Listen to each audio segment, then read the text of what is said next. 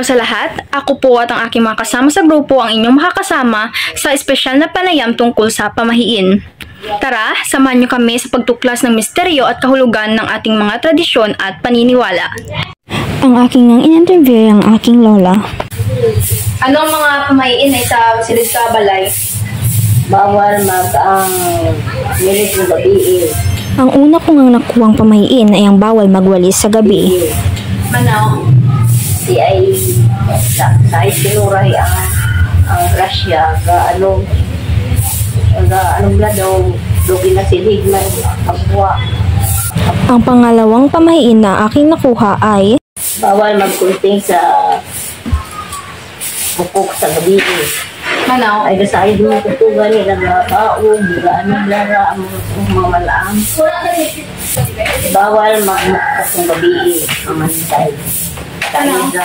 Say, ano ka o, dagaan yung nadumulo ka ko ng kura.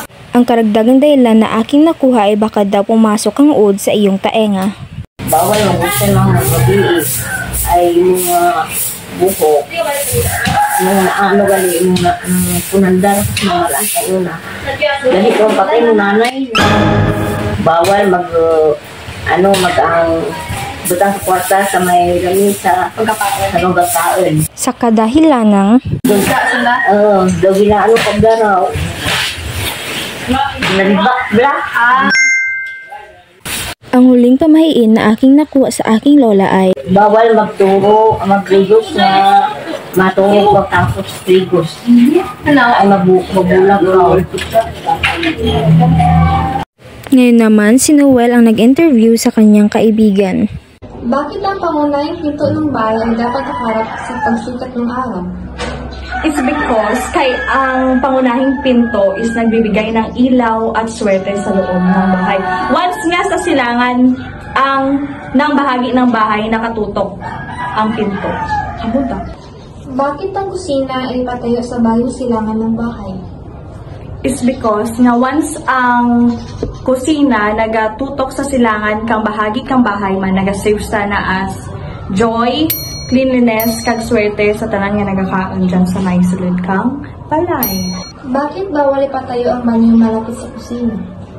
Kasi pag ang banyo at kusina ay magkalapit, nakakawalang gana at walang respeto sa mga kumakain pag inihahanda ng mga pagkain sa mesa. Bakit hindi dapat magkaharap ang mga pintuan?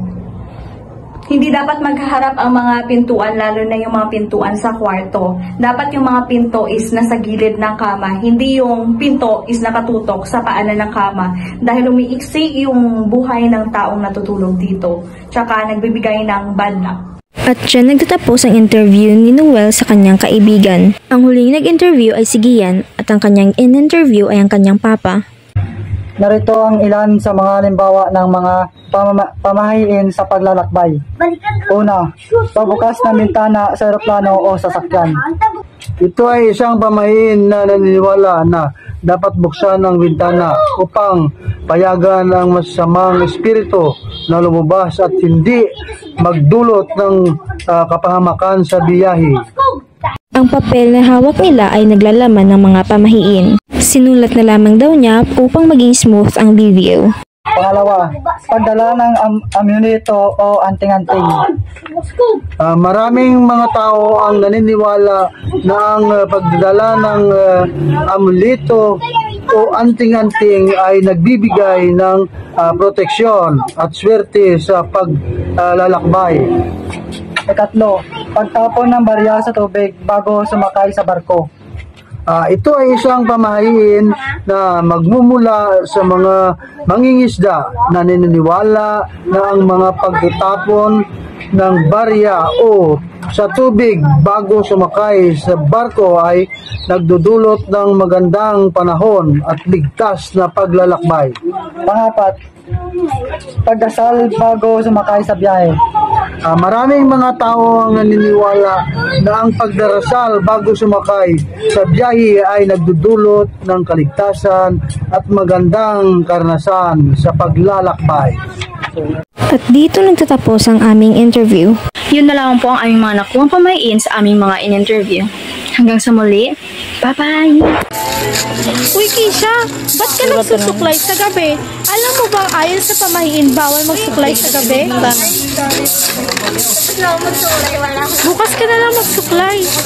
Kasi ayon sa pamahiin.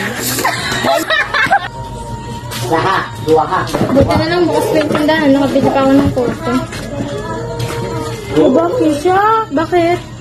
Ano naglapag ng pera sa lamesa? Bakit? Masama ba? Oo. Kasi pamahiin yun na bawal maglapag ng pera sa lamesa.